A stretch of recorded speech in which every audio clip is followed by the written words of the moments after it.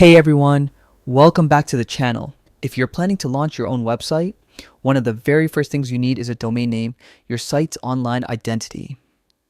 In this quick but complete 2025 guide, I'll walk you through how to buy a domain on Hostinger step by step. Whether you're a beginner or just want a reliable and affordable option, this tutorial will make it super easy for you. Alright, let's dive right in. First, open your browser and go to Hostinger.com. Hostinger is known for being budget friendly and beginner friendly, so it's perfect if you're just starting out.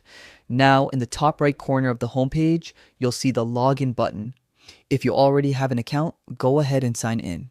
If you're new, click on a create account. You can use your email address or sign up quickly using your Google or Facebook account. Setting this up will make it easier to manage your domain later. Once you're logged in, head back to the Hostinger homepage and click on Get a New Domain. This will open the domain search tool, and this is where the fun begins.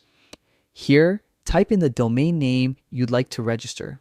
Try to choose something that's short, easy to spell, and represents your brand or purpose clearly. Hostinger will instantly show you if the name is available and also suggest alternative options if your first choice is taken. Now, one great thing about Hostinger is that they often run discounts and promotions, especially for first-time buyers. So before checking out, look for any special deals that could save you a few dollars.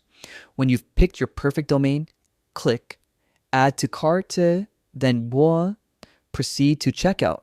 You'll be asked to select your registration period, typically 1 year by default, but you can choose longer terms if you want to secure your domain for several years. Before finalizing, make sure to double check your details, including your billing information, domain spelling, and contact details.